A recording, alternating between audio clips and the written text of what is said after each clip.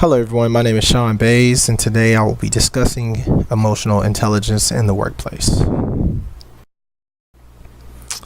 Intelligence has been used as an indicator for success in both school and career.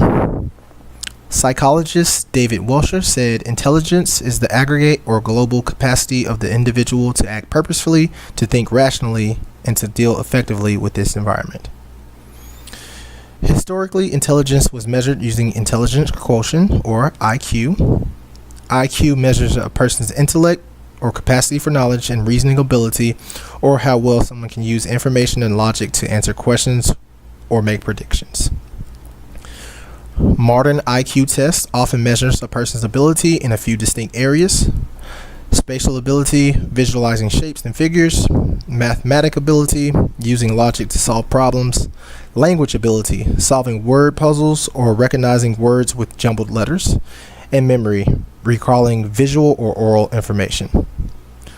This type of testing / measurement does not fully take purposefully action, rational thinking, or dealing effectively with the environment to account, so it cannot be used to measure the full spectrum of the human intelligence. Research has shown that IQ can predict less than 20% of career success. Most research shows that emotional intelligence, or EQ, is a better predictor for job success. Emotional intelligence is the ability to identify, control, and assess the emotions of oneself and others.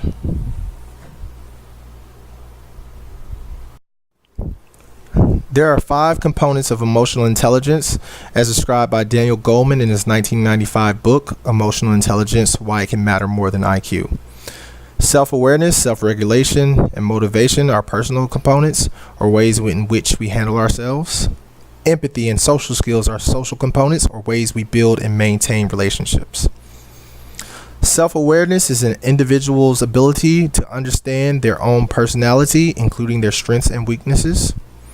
Self-regulation is the ability to think before reacting. It is based on an individual's ability to have self-control over his or her personal feelings and physical response to a given situation.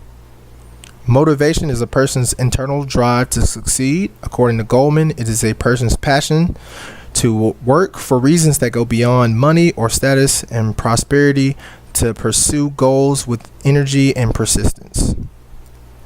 Empathy refers to an individual's ability to feel and understand, also value the emotional needs of others. Social skills refers to the ability to socialize with others and operate as a part of a team. This is characterized by the ability to listen and communicate well, thus establishing common ground and building relationships. Why should we incorporate EQ in the workplace? All right, some of the skills associated with emotional intelligence. It basically assists managers and employees in meeting each other's needs despite cultural and generational differences. It also enhances job performances by lessening stress levels and strengthening motivation. It also can increase our ability to provide excellent customer service to our clients. Now, due to recent cutbacks with our claims teams, stress levels are rising, our overall morale and job satisfaction is low, and the employee turnover is higher than normal. All right, how can we incorporate EQ into the workplace? First, we would incorporate EQ into the hiring process.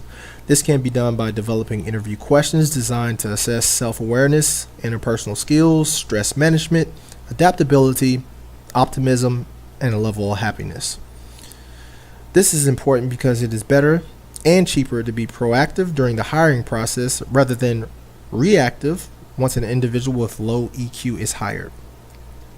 Okay, so here's some examples of interview questions. What has been your most stressful work experience? How do you manage stress? Tell me about a time when your ability to empathize with a customer or coworker enabled you to solve a challenging problem. The second method of encouraging high EQ in the All-State Claims team is by evaluating the EQ of our current employees and managers and using an assessment tool. Also, by offering training opportunities, this will help and assist our manager and current employees. Finally, emotional intelligence will be reinforced through performance evaluations. These will highlight the importance of effective interaction and commitment to the teamwork. All right, here goes some benefits of incorporating EQ into the workplace. Whether there will be a cost involved in training the existing employees, the benefits of the subsequent employee engagement, customer satisfaction, decreased turnover, and stress reduction outweighs the monetary costs. Some examples: a Fortune 500 company found that salespeople with high EQ produce twice the revenue of those with average or below average scores. A study conducted by a Dallas corporation measured that productivity was 20 times greater in the high-scoring emotional intelligent employees than its lower-scoring employees. Also, a Texas Fortune 500 company found that after introducing an EQ-based selection assessment, along with an EQ training and development program, it increased retention by 67% in its first year. In conclusion, recent personnel reductions within our department have led to increased stress and decreased motivation, which could ultimately affect the quality of service we are providing. Establishing a work environment at Allstate that cultivates and values skills associated with high emotional intelligence will promote employee engagement, increase client satisfaction, reduce turnover, and minimize work-related stress.